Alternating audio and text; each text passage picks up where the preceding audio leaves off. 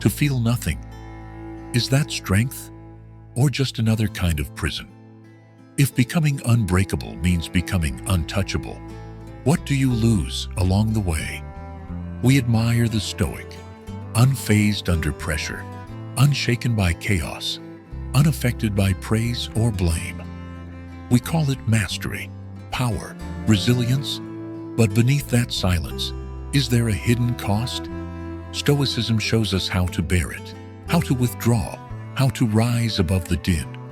It provides calm in a world that requires response. And yet, what if you withdraw from everything? If nothing stirs you, moves you, shatters you, or touches you?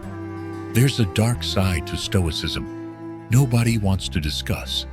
The numbness, the loneliness, the urge to retreat behind toughness rather than living. This is the unseen history of Stoicism.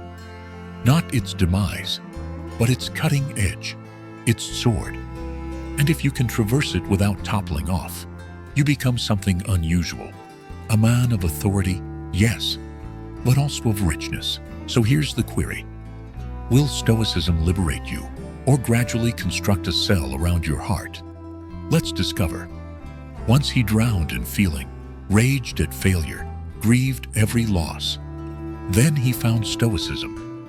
The philosophy armored him. He was hardened. He was tranquil. He ceased to be governed by fear, by rage, by sorrow. But as the years went by and the uproar stilled, a question started to whisper through the quiet. Had he also been numbed? He felt the quiet in his heart, not peace, but absence. Memories that had once stirred him now glided by like phantoms. He felt no pain, no joy. His estrangement, that once used weapon, felt like a barrier now. A barrier that shielded him, yes, but isolated him too. He recalled the writings of Seneca. We are not given a short life, but we make it short by wasting it. Had he squandered it, not in excess, but in emotional isolation? And so he starts a fresh climb, not from emotion, but towards equilibrium. Not to be dominated by emotion, but not to suppress them either. To ascend, not by forsaking mankind, but by accepting it in wisdom. This is the Stoic ascender, not a man who hides from life's highs and lows, but one who learns to feel fully, without being broken by it. He started with discipline, strict, intent, unrelenting. Every day began with writing in his journal, not for ego, but for clarity. During the still hours, he reflected on the Stoic writings, on the cutting insight of Epictetus and the gentle toughness of Marcus Aurelius. He studied the dichotomy of control, that sacred boundary between what is his and what never was. And as he practiced, his life shifted. Storms that had once knocked him off his feet now blew by without rattling him.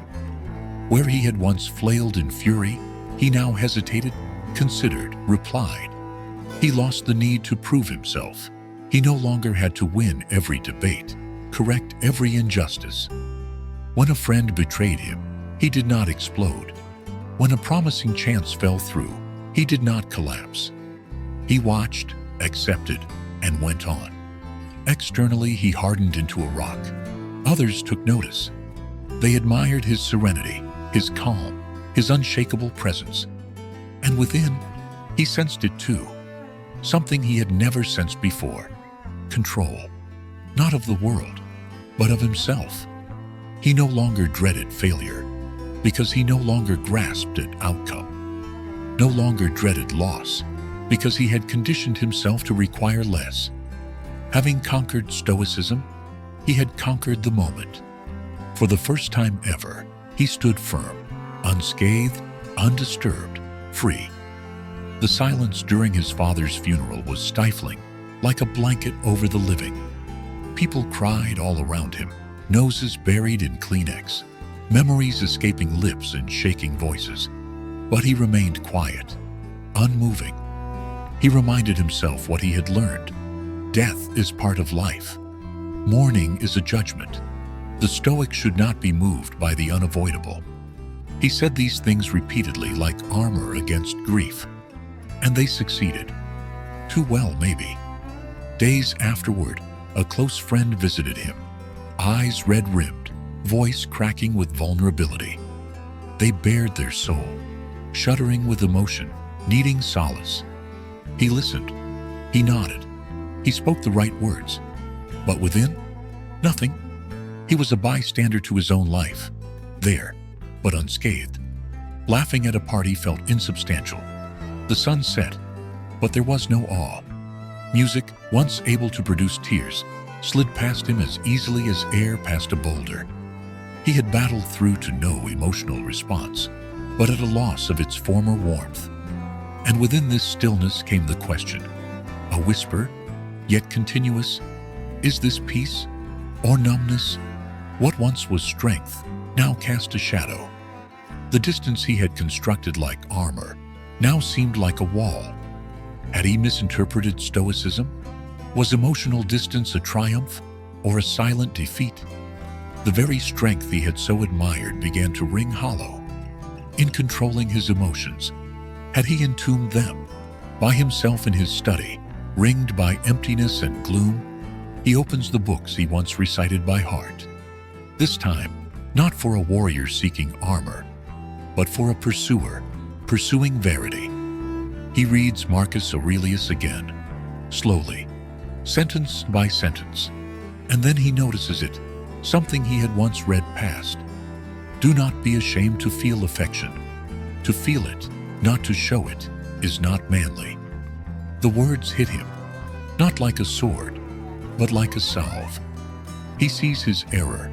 Stoicism was not silencing the heart. It was commanding the storms within, not avoiding the rain, but practicing walking through it and never getting swept away. He starts again, not from the beginning, but from somewhere more profound. He makes room for feeling. He no longer criticizes tears when they appear.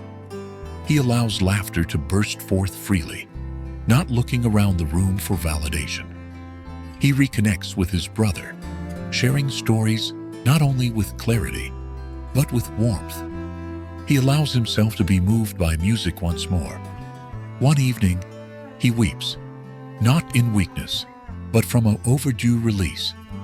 He doesn't cease it. He doesn't condemn it. He merely breathes it out. This is no lapse from Stoicism. It's a going back to its core. He has not given up the path. He's discovered the path below the rocks. Now, he stands with the same serenity, but it is deeper. Not a fortress, but a house. Not merely strong, but whole. He sits alone with the proposition before him. Title, prestige, riches. All that the world would deem success. But it isn't free. It costs him distance. The one he loves most is slipping away. Slowly, agonizingly. The old hymn would have relied on reason. He'd have told himself that time is short, that obligation beckons, that feelings cloud the mind. He'd have distanced himself, shouldered his pack, and assured himself that he was making the correct decision. But not now. Now he listens, not merely to reason, but to conscience, not merely to thought, but to heart. And for the first time, both utter the same truth. Stay. He rejects the proposal, not with remorse, but with conviction. He stands by his beloved's side, not detached, not impassive in the superficial sense, but completely engaged. His hand does not tremble. His voice does not falter. His eyes contain the tempest, and yet he is unshaken, not because he does not feel, but because he feels everything, and still prefers love. This is Stoicism perfected. The world shows us strength as cold, calculating, but strength is to be able to feel intensely and thus get shattered by it. To love and now be controlled by love. To be strong and yet soul remain intact. The cost of strength need not be your humanity. The Stoic way is not silence. It is wisdom. It is not the rejection of feeling, but its refinement. It is understanding when to speak, when to feel, and when to let go. True Stoicism is not cold, it is transparent, not numb. It is alive at the deepest, most earthy level.